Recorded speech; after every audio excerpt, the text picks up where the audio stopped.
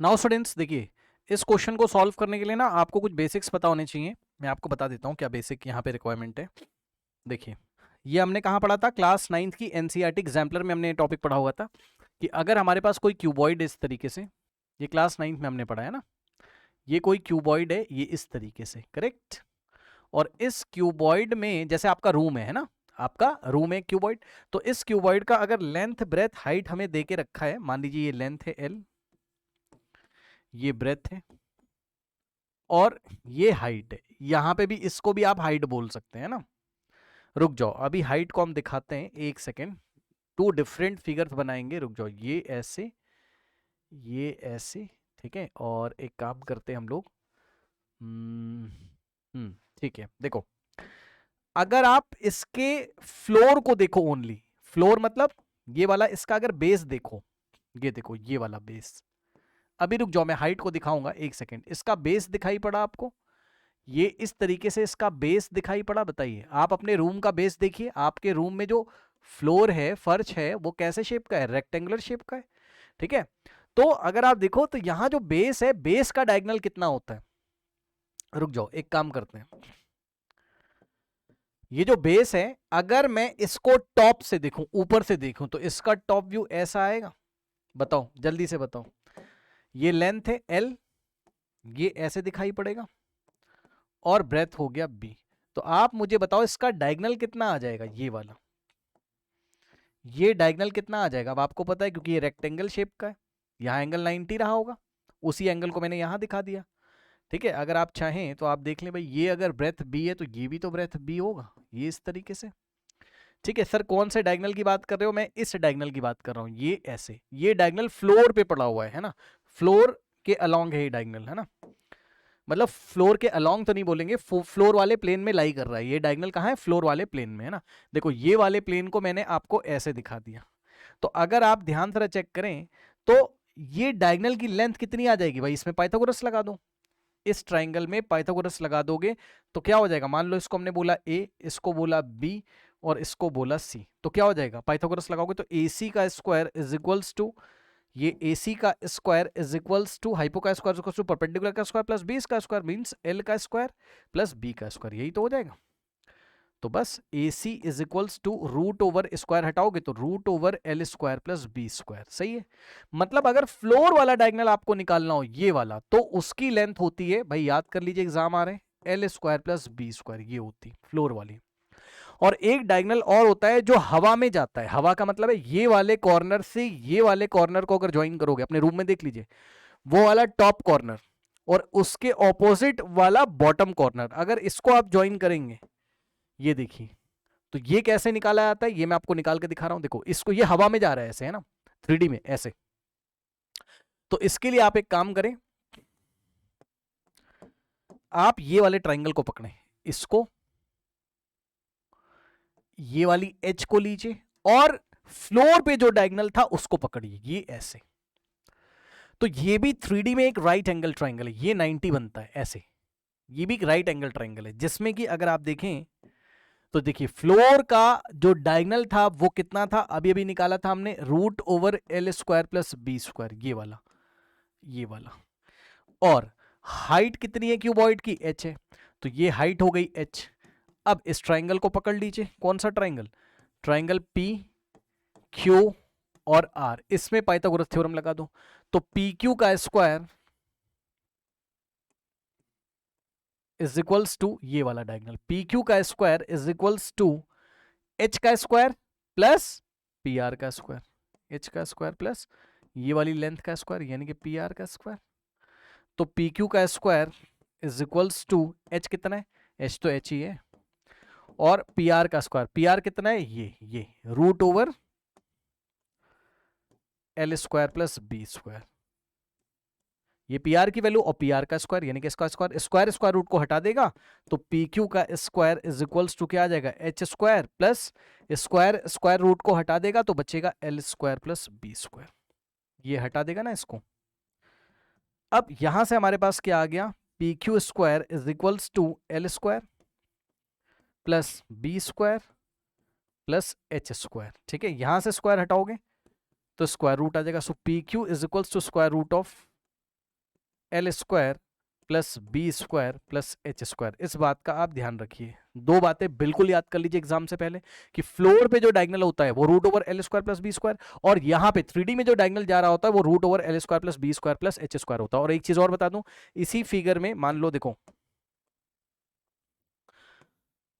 देखिए फिगर कैसा भी आ जाए, आप परेशान मत होइएगा, फिगर कैसा भी आ जाए, मान लो ऐसा आ गया, ये क्यूबॉइड है, ठीक है, ये क्यूबॉइड है।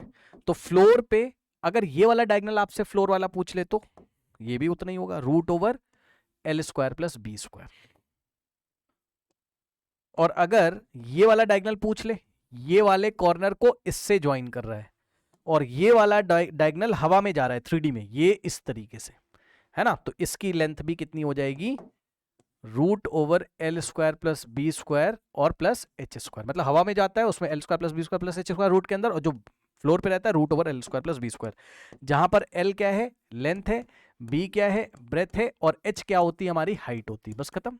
अब इतना अगर आपको पता है तो इस क्वेश्चन को आप इजीली हैंडल कर सकते हैं। ये देखिए, ये सवाल उसने हमें दिया, ठीक है। देखिए कह रहा है कि shown below is a cuboid, हमने कहा ठीक है, its length is L units. तो अगर आप ध्यान से चेक करें तो देखिए ये लेंथ कितनी है, एल है, ठीक है, और इसकी ब्रेथ कितनी है हमारे पास, बी यूनिट्स है, और हाइट कितनी हमें देके रखा हुआ है, एच यूनिट्स, ठीक है। अब बहुत ध्यान से चेक करिएगा, देखिए ये वाला डायगोनल कितना हो जाएगा, जो फ्लोर पे पड़ा हुआ है या ग्राउंड पे पड़ा हुआ है, ए यहां से लेके यहां तक, ये वाला root over L square plus B square, root over L square plus B square हो जाएगा, ठीक है ना, करेक्ट। अब इसके बाद इन्होंने हमसे बोला है, देखते हैं, इन्होंने हमसे बोला है express the cos theta in terms of L B H, मतलब कॉस थीटा की वैल्यू एल बी और एच के टर्म्स में हमें निकालनी है। तो भाई आप देखो, आप क्या करो, देखिए बच्चों, ये वाले कॉर्नर से इसको ज्वाइन जब करोगे आप, ए ये किया तो ये हवा में जो डायगोनल जाता है वो आ गया, चेक कर लो, हवा में जो डायगोनल आता है वो आ गया, और जो हवा में डायगोनल जाता है उसकी लेंथ कितनी होती है, वो होती है direct root over L square plus B square plus H square, यही होती है। अब सुनिए, अब अगर हम देखें तो अभी हमने ऐसे ही डेरिवेशन तो किया था, अब अगर हम इस ट्रायंगल को पकड़ लें, ये वाला सी ई, और यहां से अगर हम इसको ज्वाइन करें एच को, ई को एच से, ऐसे ये वाला ट्रायंगल दिखाई पड़ा, ये वाला ट्रायंगल जो मैं डार्क कर रहा हूं इस तरीके से, बाकी सबको भूल जाओ, ये वाला ट्रायंगल दिखाई पड़ा, कौन सा ट्रायंगल, सी ई एच दिखाई पड़ा आपको। इस ट्रायंगल को मैं आपके लिए यहां बना देता हूं एकदम सिंपल तरीके से, वो तो 3D में दिख रहा है ना थोड़ा सा, क्योंकि डायगोनल हवा में जा रहा है। ये राइट एंगल ट्रायंगल एक्चुअल में ये 90 होता है, आप खुद सोचो ना कि फ्लोर पे जो डायगोनल जा रहा है तो वहां से ये वाली जो एज है वो डायगोनल पे परपेंडिकुलर ही तो होगी, क्या दिक्कत है ना, इसका मतलब ये 90 ही होता है, ये ऐसे, ठीक है।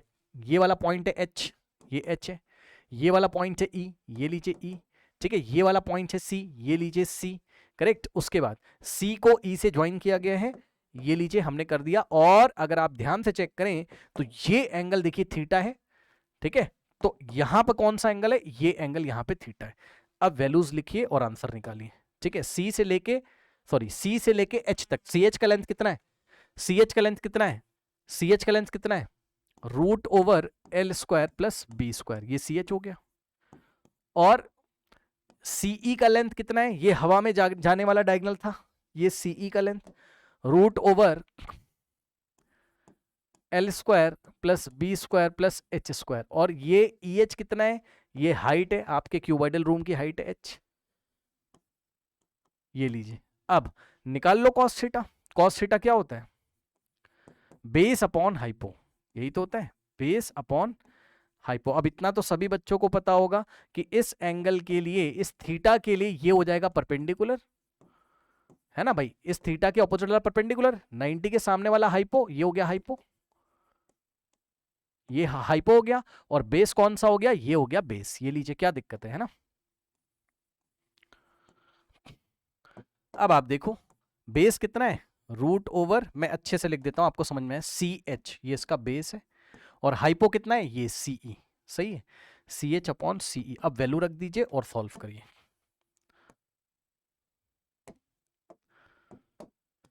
चलिए सी एच कितना है, ये वाली लेंथ कितनी है, root over L square plus B square, root over L square plus B square upon में सीई कितना है, CE कितना है, root over L square plus B square plus H square. बस ये आंसर है। चाहो तो यहीं पे छोड़ दो, और चाहो तो हमें ये पता है, क्या पता है हमें पता है कि root over A by root over B कितना होता है। अगर दोनों पे रूट लगाओ तो हम क्या करते हैं, एक साथ स्क्वायर रूट लगा के ए बाय बी लिख देते हैं। तो आप ऐसे सॉल्व कर लो। मतलब cos theta is equals to root of, ये रहा ए और ये रहा बी, तो एक ही बार रूट लगाइए, ऊपर लिखिए L square plus B square और नीचे लिखिए L square plus B square plus H square. कुछ लोग क्या करेंगे, इसको काट देंगे ऐसे, बी स्क्वायर से बी स्क्वायर, ऐसा कुछ नहीं होगा यहाँ पर, ऐसे ही छोड़ देंगे। ऐसा यहाँ पर कुछ नहीं होगा, ऐसे ही छोड़ देंगे। So this is the value of cos theta in terms of L B H. This is the first answer. This is the value of cos theta in terms of L B H. ये answer है बस, simple, ठीक है ना, correct. अब part 2 को solve करते हैं। आइए पार्ट 2 को सॉल्व करते हैं। कह रहा है if the figure was a cube, कह रहा है अगर ये क्यूब हो जाए, भाई एक बात बताओ, अगर ये क्यूब हो जाए तो कैसा दिखाई पड़ेगा हमें? बहुत सिंपल है, अगर ये क्यूब हो जाए then all the edges will be equal. ये देखिए, मतलब जितना लेंथ है उतना ही ब्रेथ होगा, उतना ही हाइट हो जाएगा।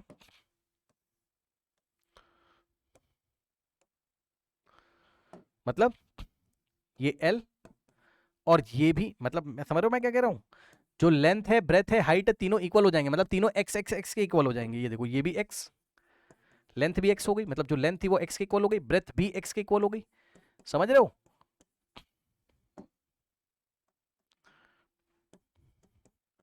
और हाइट भी x के इक्वल हो गई। मतलब मोटा मोटी बात है कि L की जगह भी x रखो, B की जगह भी x रख दो भाई, और H की जगह भी x यूनिट्स रख दो और सॉल्व कर लो। कह रहा है कि जगह अगर ये क्यूब बन जाए, all the edges are equal. अब ये क्यूब बन चुका है, क्यूबॉइड से क्यूब बन चुका है, ठीक है। तो कह रहा है अब cos थीटा की वैल्यू बताओ कितनी होगी। तो बहुत आसान है, पहले निकाल ही चुके हैं, यही निकाल चुके हैं, जहां जहां L है, B है और H है वहां x रख दो बस। तो cos थीटा कितना आया था, root over L square plus B square upon में L square plus B square plus H square. बस रखो, L की जगह भी x आएगा, B की जगह भी x आएगा, और सब पे स्क्वायर है तो स्क्वायर कर देंगे, L की जगह भी x आ जाएगा, B की जगह भी x तो x का स्क्वायर, और H की जगह भी क्या आ जाएगा, x तो x का स्क्वायर। ये लीजिए, क्या दिक्कत है, यहां से अब root over x square plus x square 2x square upon में x square plus x square plus x square 3x square, और यहां से अगर आप देखेंगे तो एक्स स्क्वायर से एक्स स्क्वायर कैंसिल हो जाएगा, और जब ये क्यूबॉइड क्यूब बन जाएगा तो cos थीटा की वैल्यू आएगी root over 2/3। So this is the answer here, correct. चलिए चलते हैं नेक्स्ट क्वेश्चन की तरफ।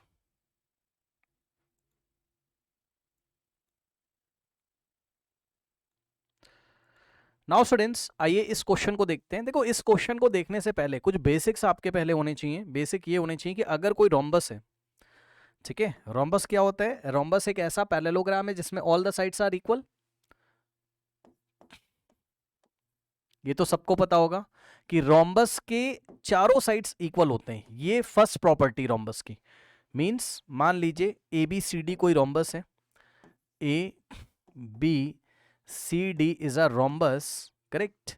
तो इसके all the sides are equal, मतलब जितनी लेंथ ए बी की है उतनी बी सी की है, उतनी सी डी की है, उतनी ही ए डी की है।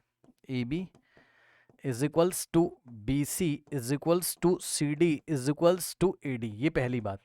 दूसरी बात इसमें ये होती है कि इसके डायगनल जो होते हैं, ठीक है ना, डायगनल परपेंडिकुलरली बाइसेक्ट करते हैं। सुनो, डायगनल के लेंथ तो अलग अलग होंगे लेकिन वो परपेंडिकुलरली बाइसेक्ट करते हैं। मतलब देखिए, अगर हमने ए को सी से ज्वाइन किया, ए सी एक डायगनल है इसका, दिखाई पड़ा, और दूसरा डायगनल है हमारे पास अगर आप बी को डी से ज्वाइन करेंगे, बी डी है ना, तो दोनों डायगनल एक दूसरे पे परपेंडिकुलर भी होते हैं। Means A C is perpendicular to B D. मतलब सर क्या कहना चाहते हो? मैं ये कहना चाहता हूं कि मान लो ए सी और बी डी पॉइंट ओ पे इंटरसेक्ट करते हैं तो ये एंगल 90 होगा। ये पहली बात, ये 90 तो ये भी 90 तो ये भी 90 तो ये भी 90 है ना। बस मैं एक दिखा रहा हूं आपको, ठीक है, परपेंडिकुलरली बाइसेक्ट करते हैं, करेक्ट। अब सुनो, दूसरी बात, ये बाइसेक्ट का मतलब ये होता है कि जो ओ ए की लेंथ है वही ओ सी की लेंथ है। ध्यान दीजिएगा, जो ओ ए की लेंथ है वही ओ सी की लेंथ है। Means O A is equals to O C. Sir ये वाला जो पोर्शन है वो इसके इक्वल है। मतलब ये बहुत ध्यान सुनना, मतलब अगर डायगोनल एसी को मैं लिखना चाहूं तो डायगोनल एसी को लिखने के दो स्टाइल हैं। AC is equal to 2 times of O A भी बोल सकते हो आप, या फिर आप AC is equals to 2 times of OC भी बोल सकते हो, ठीक है, ये चीज हो गया। इसके बाद इसी तरीके से ये वाला जो पोर्शन होता है OD का लेंथ और OB का लेंथ, ये भी आपस में इक्वल होता है। So this OB is equals to OD। मतलब अगर आपको BD डायगोनल की लेंथ लिखनी हो तो इसको भी लिखने के दो स्टाइल है। डायगोनल BD की लेंथ आप क्या कर दो, डबल ऑफ OB कर दो, यानी कि 2 टाइम्स ऑफ OB, ठीक है, चेक कर लो।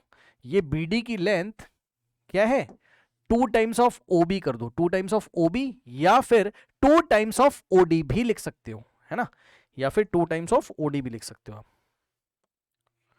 और BD is equals to 2 times of OD भी हम लोग कर सकते हैं, करेक्ट। ये हो गया हमारे पास। ये बेसिक्स पकड़ते हुए अब आइए क्वेश्चन में चलते हैं। अच्छा, all the sides are equal, ठीक है, चलो अब क्वेश्चन देखते हैं क्या कह रहा है। क्वेश्चन में उसने बोला, कह रहा है कि the teacher asked the student to correctly complete the following sentence about the rhombus. Rhombus, अब देखो, rhombus has a side L units and one of the angle is equals to theta. ठीक है भाई, देख लेते हैं ऐसा क्या। हम अपना डायग्राम बना रहे हैं, समझो एक रोम्बस है हमारे पास,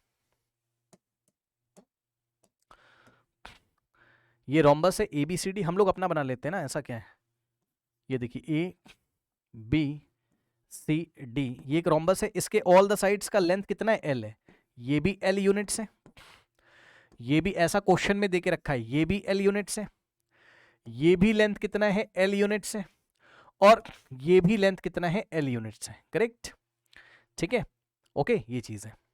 अब one of the angle is theta, मतलब कोई भी एक एंगल इसका थीटा। सुन लो, रोम्बस में आपको ये तो पता होगा ऑपोजिट एंगल इक्वल होंगे, ये तो पता होगा ना, तो चारों में से कोई एक एंगल दिया है, मतलब ये वाला कितना है, थीटा है, तो भाई ये भी थीटा होगा। अब हमें इससे मतलब नहीं, जैसे मैं एक बात बता रहा हूं, ये कितना होगा, 180 माइनस थीटा, क्यों, क्योंकि एडजेसेंट एंगल का सम कितना होना चाहिए, 180, तो अगर ये थीटा है तो ये 180 माइनस थीटा, तो ये इसके ऑपोजिट वाला भी 180 माइनस थीटा, क्योंकि रोम्बस है तो पैरेललोग्राम ना, रोम्बस है तो पैरेललोग्राम, तो ऑपोजिट एंगल तो इक्वल होंगे, बट हमें उनसे मतलब नहीं, हमें ये मतलब है कि हाँ भाई कोई एक एंगल थीटा है, तो इन सबको मैं हटा रहा हूं, कोई एक एंगल थीटा, मान लो एंगल ए थीटा है, हमें इससे मतलब है बस, ठीक है, तो एंगल ए इज थीटा, ये पूरा एंगल क्या है, थीटा है, ये पूरा एंगल क्या है, थीटा है, ठीक है। अच्छा, एक चीज मैं आपको और दिखाना चाहता हूं, चलो, ये एंगल थीटा है जो मैंने व्हाइट कलर से दिखाया है ना, मतलब मैं लिख देता हूं ताकि कंफ्यूजन ना हो। Angle DAB is equals to theta, check कर लो, angle DAB is equals to theta. अब आगे देखते हैं क्या कह रहे हैं। लेंथ L है, एक एंगल थीटा दिया हुआ है, कह रहा है the ratio of the lengths of two diagonals is dependent on, सुनो, मतलब हमें टू डायगोनल्स का रेशियो, टू डायगोनल्स की जो लेंथ है उनका रेशियो निकालना है। मतलब सर देखो, ध्यान से सुनिएगा, एक डायगोनल तो ये हो गया BD और एक हो गया AC, ये देखिए, हमको रेशियो फाइंड करना है। देखो ए से, अरे भाई ज्वाइन हो जाओ, देखो A को C से ज्वाइन किया, AC और BD का हमें क्या करना है, रेशियो फाइंड करना है, correct, means find AC is to BD, यही निकालना है।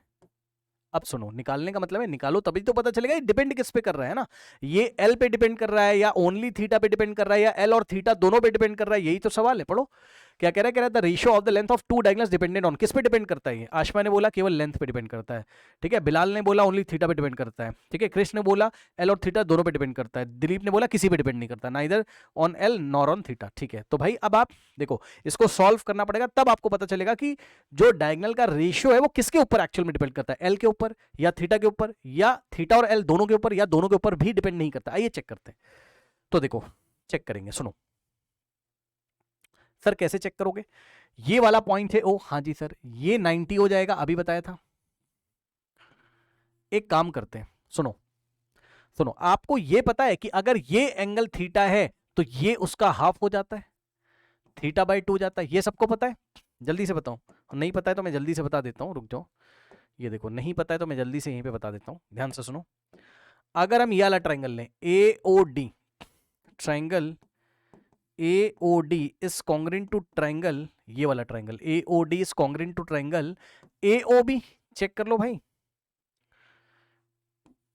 चेक कर लो सर कैसे, साइड साइड साइड से, अरे भाई देखो AD किसके इक्वल है, AD किसके इक्वल है, AB के इक्वल है, because all the sides of rhombus are equal. फिर AO दोनों में कॉमन है, हाँ जी सर। फिर O is the mid point of BD, इसका मतलब क्या है, इसका मतलब OD की लेंथ और OB की लेंथ आपस में इक्वल है, तो ये वाली साइड इसके इक्वल हो गई, फिर ये लेंथ इसके इक्वल हो गई और ये कॉमन हो गई OA दोनों में, यानी कि by side side side congruency, by side side side congruency, दोनों ट्राइंगल्स कॉन्ग्रुएंट। और अगर कॉन्ग्रुएंट हो ही गए, मेरी बात ध्यान सुनिएगा, तो जितना एंगल ए दिया होगा, ये जितना दिया होगा, मान लो ये 120 दिया हुआ, जैसे एग्जांपल दे रहा हूं, तो हाफ हाफ हो जाएगा दोनों में, मतलब CPCT से जितना ये एंगल होगा उतना ही तो ये होगा, मतलब 120 का हाफ करो तो 60 ये रहा और 60 ये रहा। इसी तरीके से अगर यहां पर एंगल ए कितना दिया होता, थीटा, खुद सोचो, अगर एंगल ए कितना दिया होता हमें, थीटा, तो हाफ हाफ हो जाता, ये कितना हो जाता, थीटा बाई 2, और ये भी कितना हो जाता भाई, थीटा का हाफ करो ना बेटा, थीटा का हाफ मीन थीटा बाई 2, तो आंसर इज थीटा बाई 2, बस खत्म। तो ये एंगल भी क्या हो गया, थीटा बाई 2 हो गया। अरे थीटा अगर एंगल है तो थीटा बाई 2 भी तो एंगल है ना, तो बस यही चीज है। इसका मतलब कि अब बहुत ध्यान सुनना, देखो ये थीटा था, तो अब मैं पूरा थीटा ना लिख के इसका हाफ लिख रहा हूं, ये वाला ये कितना हो जाएगा बताना, ये हो गया थीटा बाई 2। सर क्यों लिख रहे हो, अब मैं एक काम करने जा रहा हूं यहां पे, मेरी बात ध्यान सुनना, हमें डायगोनल्स के लेंथ का रेशियो निकालना है, हमें ये फाइंड करना है ना, सुनो, मतलब सर, मतलब AC इज टू BD, और मैंने अभी अभी आपको बोला था कि AC को लिखने का क्या स्टाइल है बताना जरा, 2 टाइम्स ऑफ, इस AC को क्या लिख सकते हो, 2 टाइम्स ऑफ OA लिख सकते हो, बोलो हाँ, 2 टाइम्स ऑफ OA लिख सकते हो, बोलो हाँ, क्योंकि O is the mid point of AC। Sir क्यों, क्योंकि अभी अभी तो बताया था कि ये वाली लेंथ OA और OC इक्वल होते हैं, डायगोनल परपेंडिकुलर बाइसेक्ट करते हैं। और इसी तरीके से अगर आप देखें तो आप BD को क्या लिख सकते हो, BD को क्या लिख सकते हो आप, BD को लिखने का क्या स्टाइल है, BD को लिखने का स्टाइल है 2 टाइम्स ऑफ OD या OB, हम OD लिख रहे हैं, क्यों अभी पता चलेगा, 2 टाइम्स ऑफ OD हमने लिखा है, OB क्यों नहीं लिखा, 2 टाइम्स ऑफ OB भी लिख सकते थे, 2 टाइम्स ऑफ OB भी लिख सकते थे, नहीं लिखा क्योंकि हमें ये वाला ट्रायंगल पकड़ना है। अभी हमें इस ट्रायंगल में ट्रिग्नोमेट्री अभी मैं लगाने जा रहा हूँ ना, इस ट्रायंगल में जब मैं ट्रिग्नोमेट्री लगाऊंगा तो मुझे तो OA की जरूरत पड़ेगी और OD की जरूरत पड़ेगी ना। अब सुनो, तो अब मैं ये वाला ट्रायंगल लेने जा रहा हूँ, बहुत ध्यान से चेक करेंगे स्टूडेंट्स, ये वाला मैं शेड कर देता हूँ, ये राइट एंगल ट्रायंगल है, हाँ जी सर राइट एंगल ट्रायंगल है, ठीक है। सो इन ट्रायंगल इन, हाँ मैं क्या कह रहा था, मैं यहां था ना, AC बाय BD निकालने का मतलब है AC की जगह 2 टाइम्स OA, AC की जगह 2 टाइम्स OA, और BD की जगह आप क्या रख दो, 2 टाइम्स OD रख दो। मैं ये आपसे कहना चाहता हूं इतनी देर से, अगर आप ऐसा करते तो हमारे पास 2 से 2 कैंसिल हो जाता, ठीक है, और आंसर क्या आता, OA इज टू OD। मतलब मैं पहले तो आपको ये सेटिस्फाई कराना चाहता हूं कि जो आप निकालना चाहते थे ना, क्या आप AC इज टू BD निकालना चाहते थे, तो AC और BD का रेशियो ना निकाल के अगर हम लोग OA और OD का रेशियो निकाल दें तब भी तो बात बन जाएगी। सुन लो ध्यान से, क्योंकि जो AC और BD का रेशियो वही OA इज टू OD का रेशियो है, वही OA और OD का रेशियो है।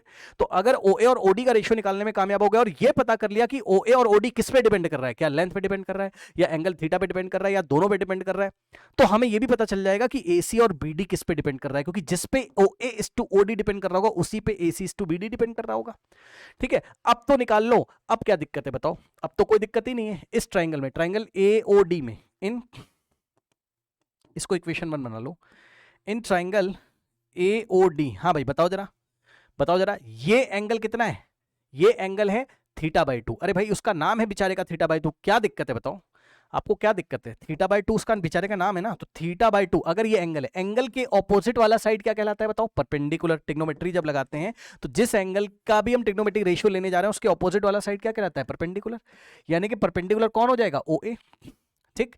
और 90 के सामने वाला तो हमेशा हाइपो, यानी कि ये हो गया हाइपो, L क्या हो गया, हाइपोटेनस, और जो बच गया वो बेस, ये बेस हो गया, OA क्या हो गया, बेस। अब हमें किससे मतलब है, हमें OA और OD से मतलब है, तो बताओ कौन सा ट्रिग्नोमेट्रिक रेशियो लगाएं, कौन बच्चा बताएगा बताओ, ट्रायंगल AOD में थीटा बाई 2 के लिए क्या लगाएं, साइन लगाएं, कॉस लगाएं, टेन लगाएं, क्या लगाएं बताओ, टेन लगाएंगे, वेरी गुड, समझ में आई, क्यों टेन थीटा बाई 2, इसलिए कुछ बच्चे बोलेंगे सर टेन थीटा क्यों नहीं लगा रहे हो, अरे भाई अब एंगल का नाम थीटा ना नहीं है, अब एंगल का नाम थीटा बाई 2 हो गया है, परेशान मत होइए। तो टेन लिया हमने किसका, इस एंगल का, इस एंगल का नाम क्या है बेचारे का, थीटा बाई 2 है, तो टेन, अरे है तो एंगल ही ना, आप tan फाई सोच लो यहाँ पे कि ये फाई है, ये पूरा फाई है, तो tan फाई क्या हो जाएगा, perpendicular upon perpendicular upon base, यही तो हो जाएगा। मतलब tan थीटा बाई 2 क्या हो जाएगा, परपेंडिकुलर, परपेंडिकुलर कितना है ओ, मैं लिख देता हूँ परपेंडिकुलर बाय बेस, ठीक है। तो परपेंडिकुलर कितना है, परपेंडिकुलर ओडी, ओडी परपेंडिकुलर क्या है ओडी, और बेस कितना है हमारे पास, बेस है ओ ए। ये देखिए ये हो गया। अब सुनना ध्यान से, बहुत ध्यान सुनना, क्या आ गया मेरे पास बताओ, मेरे पास क्या आ गया, ओडी इज टू ओ ए का मतलब ओडी और ओ ए का रेशियो आ गया, ओ ए और ओडी का रेशियो बोले ओडी, और हमें बस डिपेंडेंसी चेक करनी, ज्यादा परेशान मत करिएगा। देखिए मैं आपको दिखाता हूं, यहां से आ गया tan theta by 2 is equals to OD by O A. अब सुनना ध्यान से, tan फाई को हम क्या लिख सकते हैं, यस कॉट भी लिख सकते हैं, वेरी गुड, ठीक है वेरी गुड, जिस भी बच्चे ने बताया वेरी गुड। देखो tan थीटा बाई 2 को आप क्या लिख सकते हैं, ये सब छोड़ो आप मुझे बस ये बताओ, मान लो सवाल ऐसा होता tan फाई होता, तो tan फाई को तुम क्या लिखते बताओ, 1 अपॉन कॉट फाई, यही तो करते। और फाई की जगह बस कुछ नहीं है, फाई की जगह अगर थीटा बाई 2 रख दें तो ऐसा ही तो दिखाई पड़ेगा कि tan theta by 2 is equals to 1 upon cot theta by 2, यही तो दिखाई पड़ेगा ना, क्या दिक्कत क्या है आपको, है ना। इसका मतलब tan थीटा बाई 2 की जगह हम क्या रख रहे हैं, 1 by cot theta by 2 is equals to, अब देखो कुछ लोग कंफ्यूज ही हो जाएंगे, मुझे पता है, रुक जाओ भैया, तुम एक काम कर लो, तुम लेट करके कर लो, नहीं तो तुम गलत कर दोगे, मैं बताता हूँ। एक काम कर लो, तुम लेट कर लो थोड़ी देर के लिए, let phi is equals to theta by 2, ऐसे कर लो भाई, रुक जाओ। तो थीटा बाई 2 की जगह फाई रख लो पहले, है ना, ये लो tan थीटा बाई 2 की जगह थोड़ी देर के लिए फाई रख लो, रुक जाओ, फाई इज इक्वल्स टू, इसको फाई बोलते हैं, ओडी बाई ओ, अब डायरेक्ट लिख लो tan फाई की जगह 1 अपॉन कॉट फाई, बोलो हाँ, tan phi is equals to 1 upon cot phi, tan phi या 1 upon cot phi is equals to, sir ऐसा क्यों कर रहे हो अभी बता रहा हूँ, रुक जाओ, ओडी अपॉन ओ ए। अब आप मुझे बताओ बोथ साइड रेसिप्रोकल ले लेंगे, अगर इधर रेसिप्रोकल लेंगे तो इधर भी ले लेंगे, क्या दिक्कत है। तो लेफ्ट हैंड साइड रेसिप्रोकल लोगे तो हो जाएगा कॉट फाइव बाई 1, भाई इसका रेसिप्रोकल कॉट फाइव ऊपर 1 नीचे चला गया, और यहाँ पर ओ ए ऊपर चला जाएगा, ओ डी नीचे चला जाएगा, ये देखिए। अब कॉट फाइव बाई 1 करोगे तो कॉट फाइव तो आएगा, लीजिए कॉट फाइव तो आएगा, इज इक्वल्स टू क्या आ गया, ओ ए बाई ओ डी आ गया, बोलो हाँ। तो हमारे पास आ गया क्या, ओ ए बाय ओ डी, बहुत ध्यान से जरा चेक करना बेटा, है ना, O A by O D is equals to cot five आ गया, हाँ जी आ गया, ठीक है, कॉट फाइव आ गया। अब सुनो फाइव कितना था, फाइव था तुम्हारा थीटा बाई 2, तुमने अज्यूम किया था ना, चेक कर लो, फाइव कितना था थीटा बाई 2, तो इसका मतलब हमारे पास हो जाएगा O A by O D is equals to cot, और फाइव की जगह हम क्या लिखेंगे थीटा बाई 2, और O A by O D किसके इक्वल है, O A by O D किसके इक्वल है, इक्वेशन नंबर 1 से A C by B D के इक्वल है, A C by B D के इक्वल है। तो ओ ए बाय ओ डी की जगह हम क्या लिखेंगे, ए सी बाय बी डी, यानी कि डायगनल्स के लेंथ का रेशियो, यानी कि एक तरीके से हमारे पास आ गया डायगनल्स के लेंथ का रेशियो, यानी कि ए सी बाय बी डी क्या आ गया, कॉट ऑफ थीटा बाई 2 के इक्वल आ गया। अब आप मुझे देख के बताओ कि डायगोनल का लेंथ का जो रेशियो है किस पे डिपेंड कर रहा है, आपको डिपेंडेंसी सामने नजर आ रही होगी, बताओ केवल एंगल थीटा पे डिपेंड कर रहा है, सर बाय 2, 2 तो कांस्टेंट है उसको छोड़ो आप, ठीक है, केवल थीटा पे डिपेंड कर रहा है, या यहां लेंथ भी लिखी हुई है, बताओ, या दोनों लिखे हुए हैं, बताओ, हाँ सिर्फ थीटा पे, वेरी गुड, है ना, बात समझ में, यहां कोई लेंथ वेंथ ऐसा तो नहीं आ रहा, मान लो फंक्शन ऐसा आता A C by, just example दे रहा हूं, A C by B D is equals to L into कुछ भी आ जाता, मान लो आगे sine theta by 2 cot theta कुछ भी आ जाता, अभी तो ये आया है ना, तब हम बोलते हैं हाँ हाँ हाँ, दोनों जो डायगोनल्स का लेंथ का रेशियो वो लेंथ पे भी डिपेंड कर रहा है, मतलब लेंथ किसका, रोम्बस का लेंथ एल, एल पे भी डिपेंड कर रहा है और थीटा पे भी डिपेंड कर रहा है, लेकिन अभी एल नाम की कोई चीज आई नहीं रही इसके सामने, ठीक है। तो जो डायगोनल का लेंथ का जो ratio it is only the function of theta, means ये केवल थीटा पे डिपेंड कर रहा है, ठीक है ना। तो अगर आप देखें is dependent only on what, जो ऑप्शन दिए उसमें से, तो बिलाल इज ट्रू, मतलब बिलाल इज ट्रू, ये सही बंदा है, बाकी सारे स्टेटमेंट गलत है, ये रॉन्ग है, ये भी गलत है और ये भी गलत है ना। So Bilal is true dependent on theta only, correct, answer the question correctly, ठीक है भैया, who answer the question correctly, किसने आंसर करेक्टली किया, so the answer is Bilal, Bilal answer the question correctly, लिख देना एग्जाम में Bilal answer the question correctly. Show your work, work हमने दिखा दिया। गिव वैलिड रीजन, रीजन सब कुछ हमने लिख दिया। यहाँ थीटा हमने फिल कर दिया। ठीक है, चलिए चलते हैं नेक्स्ट क्वेश्चन की तरफ।